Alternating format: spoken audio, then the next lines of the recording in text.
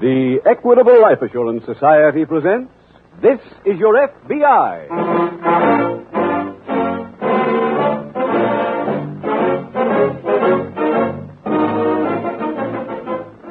This is Your FBI, the official broadcast from the files of the Federal Bureau of Investigation. Presented transcribed as a public service by the Equitable Life Assurance Society of the United States and the Equitable Society's representative in your community.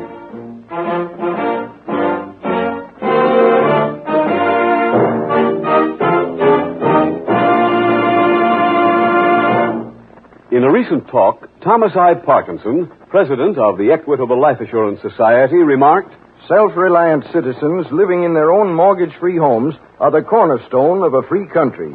That is why, of all the manifold services rendered by the Equitable Society to its 4 million members, one which I rank near the top in importance is the Equitable's Assured Home Ownership Plan." In about 14 minutes, I'll be back to tell you homeowners about the Equitable Society's famous Assured Home Ownership Plan that President Parkinson considers so important.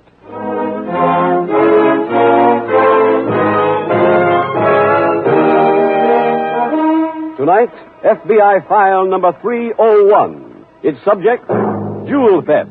Its title, The Criminal Caravan.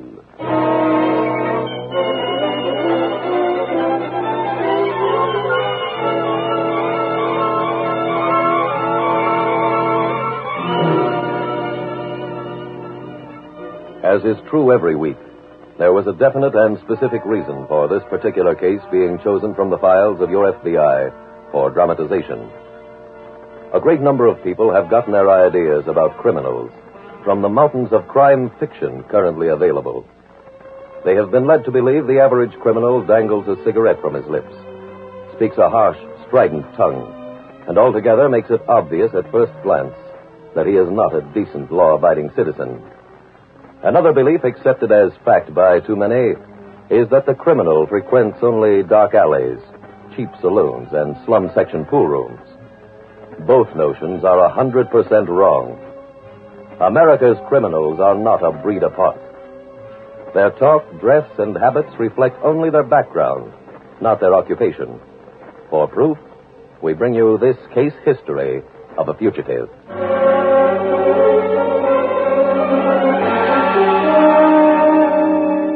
Tonight's FBI file opens in a diner located on a downtown corner in a Midwestern city. It is late afternoon as a poorly dressed young man enters. The counterman looks up as he approaches. This Al's Diner? That's right. I want to find out about this ad in the paper. It says, share expenses on a car trip to Texas. Oh, yeah. Betty! Be right out. She's back in the kitchen. Who's Betty? She ran the ad. She running the trip? Yeah, it's her car. And we're going to miss her. Best waitress the joint ever had. What is it, Al? This guy wants to know about the trip. Oh, you mean you want to go along, mister? What's the deal? Well, so far there's 4 of us going, so we share expenses 4 ways. No extras? No. We got room for 1 more if you're interested. When do you leave? Oh, we'd like to leave right now, but... Well, if you've got bags or something to pick up. I'd like to go now. Oh, swell. Where are the others? Oh, right there at that table up front. Come on, I'll introduce you. Okay. What's your name? Hollister. Mine's Betty Bowman. Where's your baggage? I checked it around the corner. Good. Folks, here's another passenger. Oh, isn't that nice? His name's Hollister. This is Mrs. Lake, Mr. Wilson, How you do? Mr. Anderson. Howdy. Where's the car? Right outside. Is everybody ready? Yeah, anytime. Okay, let's get started.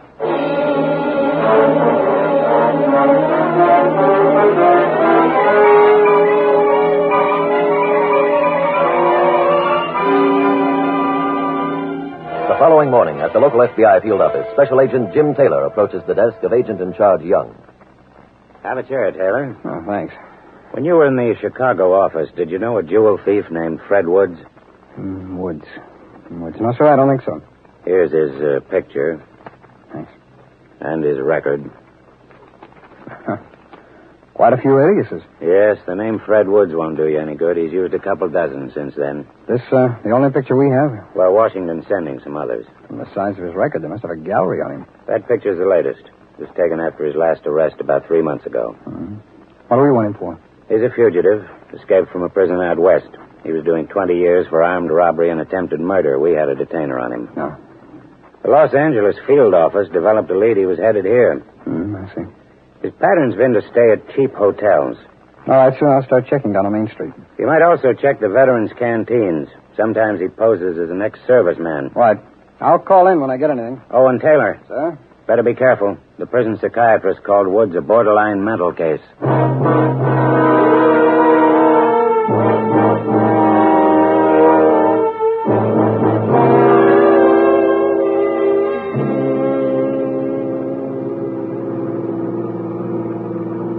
Anybody getting hungry? How about you, Mrs. Lake? Well, I suppose I could eat something. I could, too. I'd just like to get out and stretch my legs. How does food sound to you, Mr. Hollister? I don't care what we do. Okay, the next diner that looks like anything will stop. How's that? Oh, just Swell. fine. Got some gum here if anybody'd like it. I'd love some. Here you are. You, Mrs. Lake? No, thank you. Anderson? Yeah, believe it will. Holly? My name's Hollister. What's eating you, Hollister? You ain't spoke a decent word to anybody since we started. No. But Let's not have he ain't cause. said a Well, decent... we've had a long trip today. We're all a wee bit tired. I know. Let's play a game, shall we? Like what? Well, how about ghosts? Well, if you don't mind, ma'am, I don't care much for games. Oh? Well, how about discussing some interesting topics? Any suggestions? What about you men being drafted? Oh, you picked a good one. Too good. I don't mind discussing it. Would you mind being drafted? No, don't think I would. I figure if the country's in trouble, I am too. So maybe I ought to be doing something about it. Were you in last time? Yeah, Marines. I was Navy. Where? Pacific. How about you, Mr. Hollister? Were you in the service? Uh-huh. Where? Rather not talk about it. Look, Hollister. We've all got to be together for a couple of days. Now, let's at least try to be civil. Suppose I don't want to. Mr. Hollister, that's no way to talk. We'll all enjoy the trip much more if we have harmony. Harmony. And that's a very good idea. Let's all sing. Come on. There's a long, long trail of winding. Come on, everybody, into the land of my dreams, where I can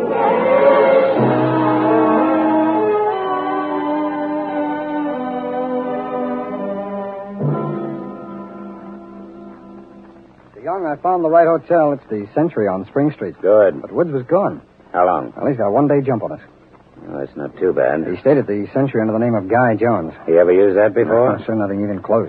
Well, add it to his list of aliases and forget about it. He's probably picked a new one by now. I have got one lead, though. What's that? Woods left town in one of those share the expense cars. Where to? Well, I don't know. Clerk at the hotel told me Woods mentioned seeing an ad in the Sunday paper and said he'd be checking out. Which paper was it? Well, the clerk didn't remember, sir, so I'm having a list made up of every one of those ads that appeared over the weekend. Good. He also said Woods talked about leaving the country. Better notify the Border Patrol. All right, sir. When will your list of ads be ready? Oh, a few minutes. As soon as it is, I'll start making the rounds.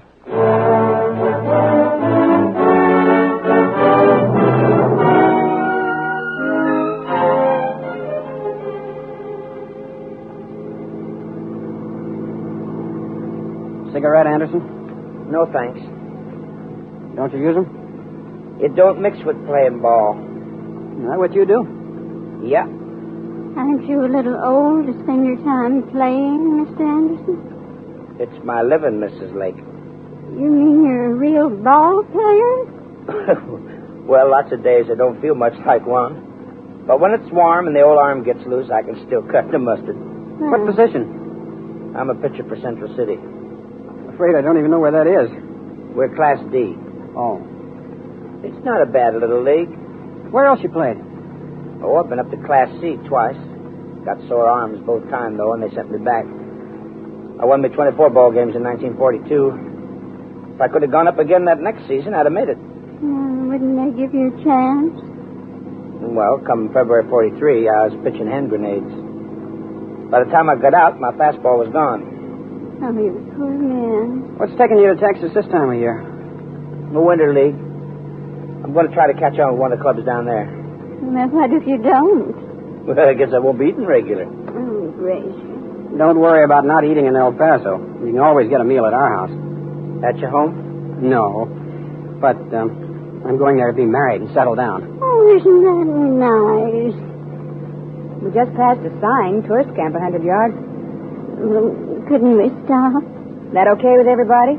Sure. Fine with me. How about you, Mr. Hollister? Stay wherever you like.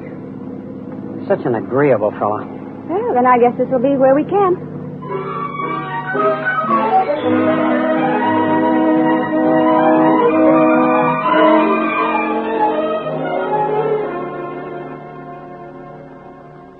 We got lucky on those ads, Mr. Young. The seventh one turned out to be it. What's the story? Well, a girl named Mrs. Betty Bowman was a waitress in a diner up on Franklin Avenue. She inserted the ad. The passengers met at the diner, and they started from there. When? It was 4 o'clock yesterday afternoon. Was Woods in the car? Yeah, the man who owns the diner made a positive ident of his picture. Where were they heading? Texas. Means Woods is bound for Mexico. Yeah, looks like it. Anything in his record about this Bowman woman? No, sir. I don't think she's an accomplice. You say her name was Mrs. Bowman? That's right. How about her husband? Oh, I understand he was killed at Anzio, sir. Oh. You get a description of the car? Only that it's a black sedan. The man at the diner didn't even know what make it was. Mrs. Bowman bought it only yesterday morning, and he's never ridden in it. Well, there wouldn't be anybody at the Motor Vehicle Bureau now. Oh, just late. It's past midnight. Call them first thing in the morning. All right, sir. And send out the alarm the minute you can.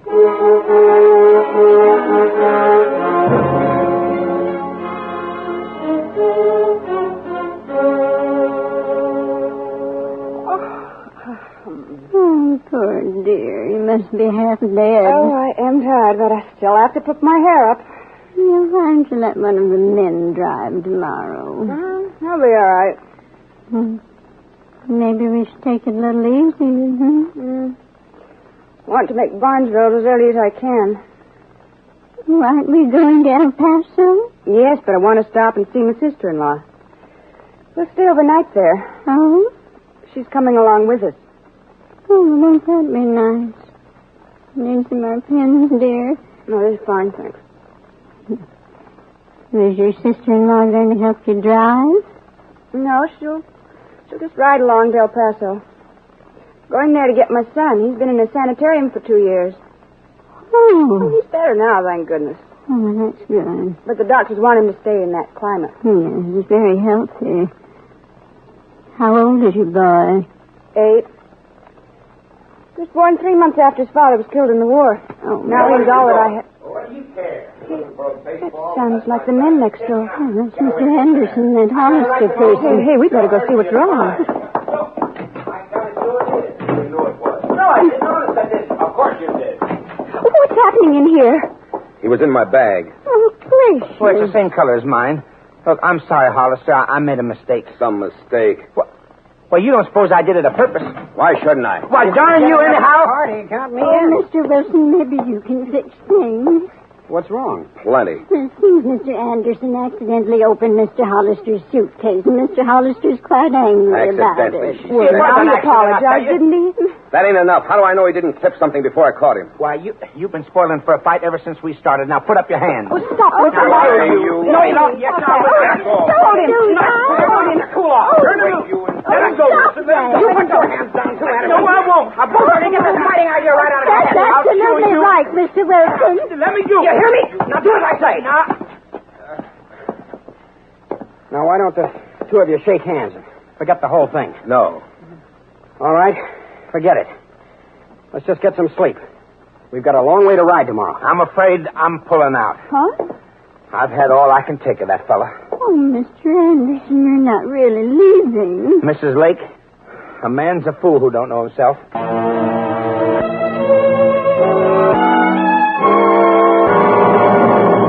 Case from the official file.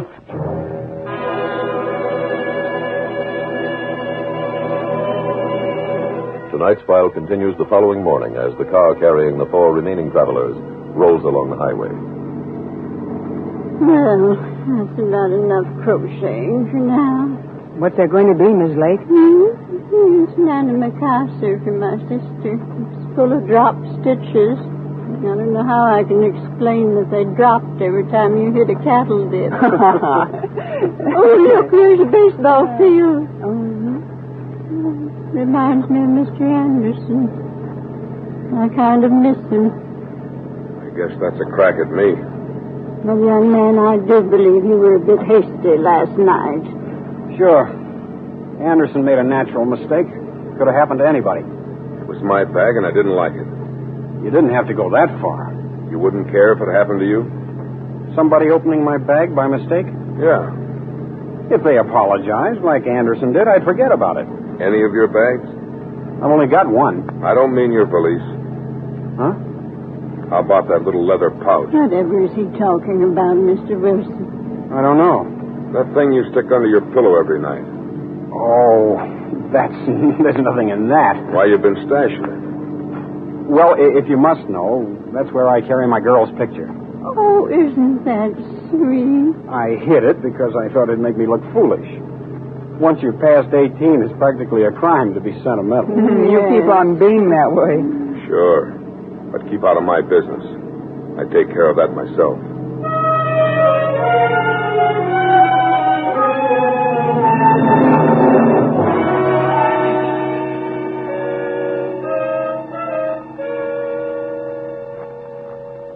You got a minute, Mr. Young? Yes, come in, Taylor. Thanks.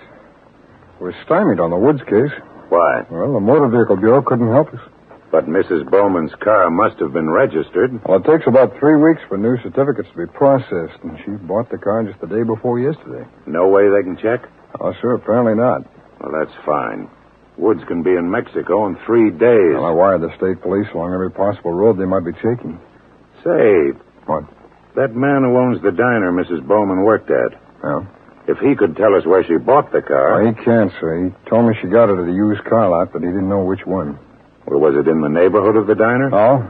I've covered every dealer in that area and also the ones around where she lived. There are a couple of hundred used car lots in town. Yeah, at least. I'll put 3 more men on this case with you, Taylor. I want you to call every dealer in the city.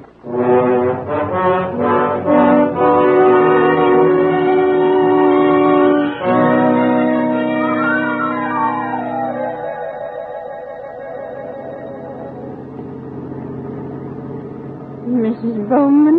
Yes.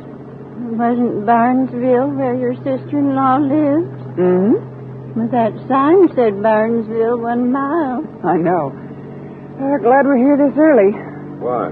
Well, it'll give us all a chance to rest. We're stopping here, Hollister. What for? So Mrs. Bowman can see her sister-in-law. Who made that up? Mrs. Bowman told us all about it yesterday. Not me, she didn't. She said we were going to El Paso. Well, we are. But tonight she's staying with her sister-in-law. I ain't on a social trip. Mrs. Lake, is it all right with you if we stop here? My course. It is with me, too. So you're outvoted, Hollister. How long do you want to stay? Just till morning. This looks like a nice camp. You stay in the car, Miss Lake. What for? There'll be room for you at my sister-in-law's. Oh, thank you. What are we supposed to do the rest of the day? Well, anything you like. We passed a very nice movie. Just what I'm looking for. Come on, Hollister. Okay. I'll pick you up right here at 8 o'clock tomorrow morning.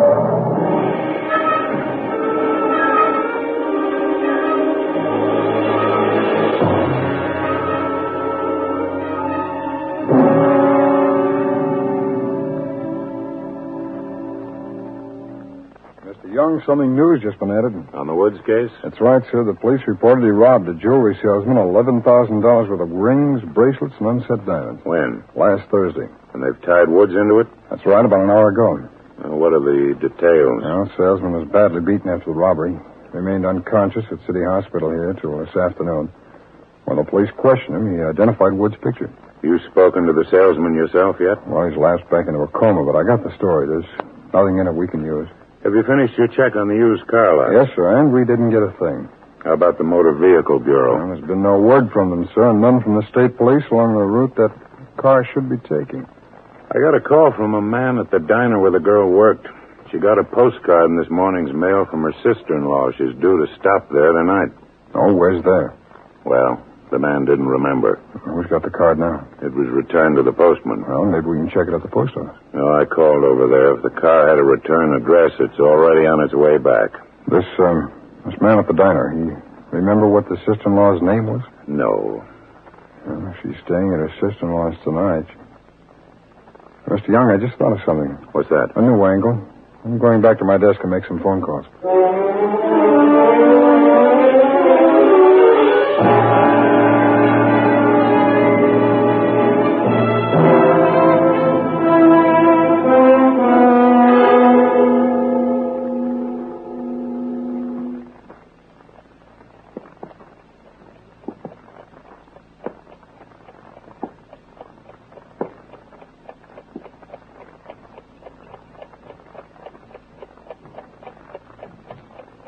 Hold it, Hollister. Huh?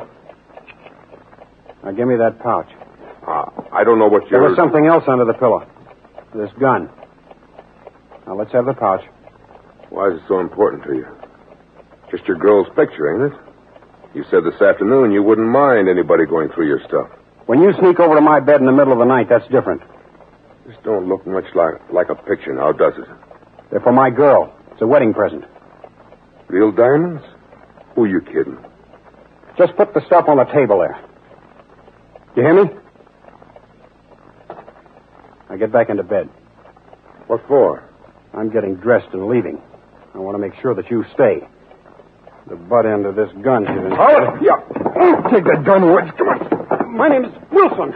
It doesn't make much difference what name you use. That jewelry salesman died this afternoon.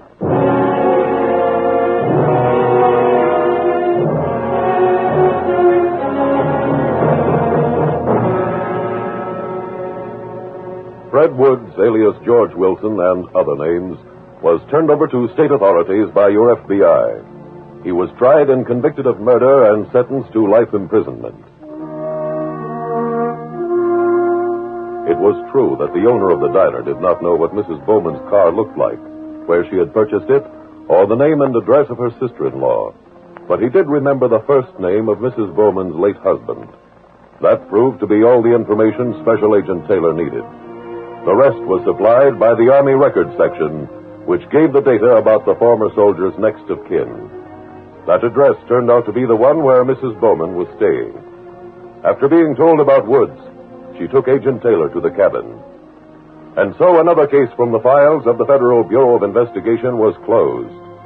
Closed with the arrest and conviction of this vicious criminal.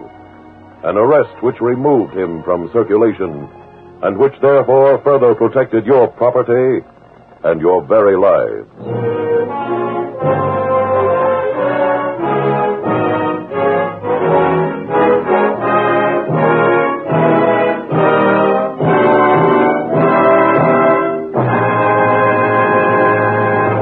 Now, one final message to homeowners.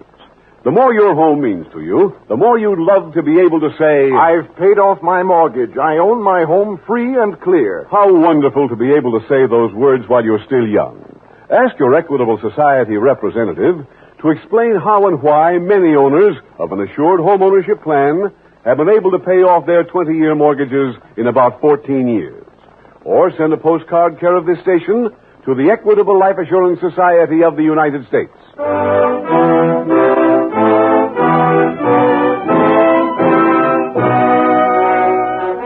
Next week, we will dramatize another case from the files of the Federal Bureau of Investigation.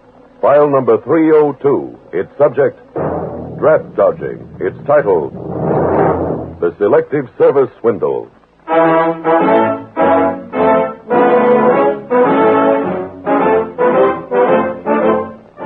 The incidents used in tonight's Equitable Life Assurance Society's broadcast are adapted from the files of the Federal Bureau of Investigation.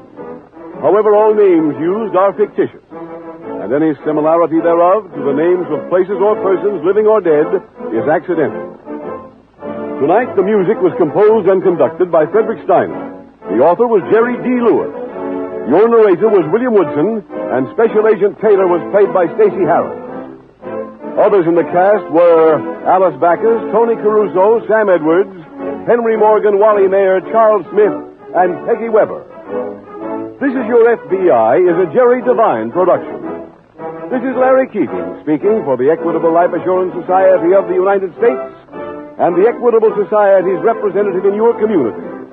And inviting you to tune in again next week at this same time when the Equitable Life Assurance Society will bring you another thrilling transcribed story from the files of the Federal Bureau of Investigation. The Selective Service Swindle on This Is Your FBI. Stay tuned for the adventures of Ozzie and Harriet. There's fun for the whole family when Ozzie and Harriet come your way next. This is ABC, the American Broadcasting Company.